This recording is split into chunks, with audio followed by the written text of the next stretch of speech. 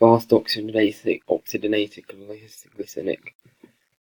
Diameter large, fibrous per neuron, large, capillarization intermediate, myoglobin content medium, mitochondrial content medium, PC stores high, glycogen stores high, tricylindrically stores moderate, myosin ATPase content intermediate, aerobic enzymes low, anaerobic enzymes high, color red, activity is 1500 meters.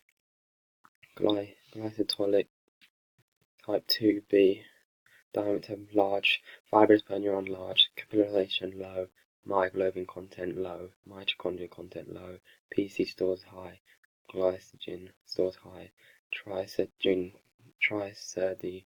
stores low, myosin ATPase content high, aerobic enzymes low, anaerobic enzymes high, color red, activity javelin. Neuromuscular junction. An axon of a motor neuron goes to the muscle. It divides into multiple branches, each of which make a synapse called a neuromuscular junction, which is an individual muscle fiber. This follows any one muscle fiber that's inverted by one motor neuron. The muscle fibers contract with the use of an action potential as it goes into the motor neuron. When the action potential reaches the neuromuscular junction, it causes the acetylcholine to be released into a synapse, which makes it into a specialized area of muscle fibers, postsynaptic membrane myofibrils, which are located deep within the muscle fiber. The muscular action potential travels into the T-tubule system, which then causes the muscle to contract, which then causes the calcium to be moved by the sarcoplasmic reticulum, allowing it to pull back to the E process, so the process continues.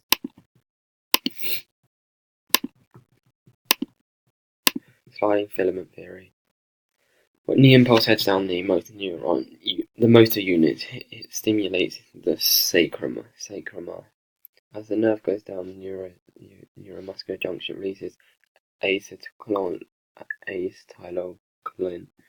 which then heads down to the T-tubules. CO2 plus binds to the troponin and then alters the shape of the troponin. As the Z line moves closer together, the bands get smaller. The A band stays the same width, and only shortens in contraction. Now the muscle is fully contracted. The H zone is no longer visible. The I band contains only that thin myosin that only shortens as well. However, the A band doesn't shorten and remains the same shape throughout, and only works by the other sacromer moving together during contraction. The myosin is then able to attach to the actin, causing the form of a cross bridge. The ATP releases energy, which then allows the myosin to cock its head towards the tropomyosin, which is the contracting part of the muscle. When the ATP and CO2 plus are lost, the muscle contraction stops and repeats by cocking the Z line down the line and acting the binding sites are covered with the tropomyosin again. Muscles are contracted. The types of muscle contraction.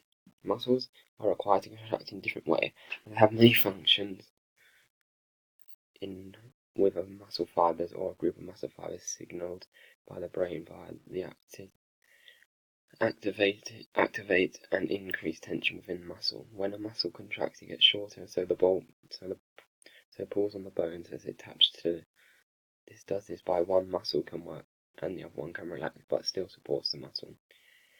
This is what we call the agonist, antagonist, and antagonist. In the bicep curl, the bicep brachii is the agonist and the tricep is the antagonist. This is because the bicep shortens and does most of the work, while the tricep brachii lengthens and supports the bicep when performing the movement.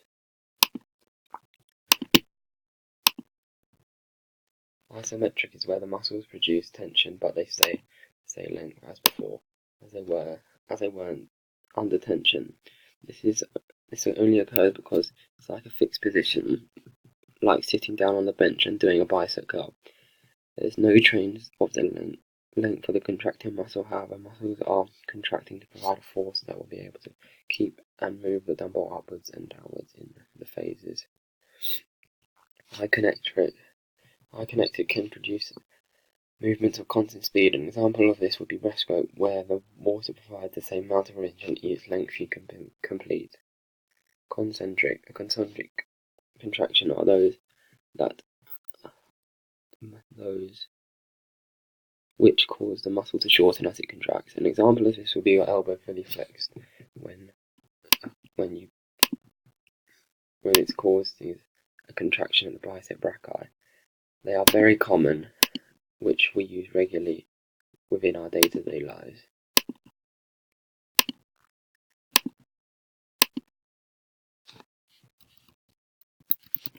Eccentric.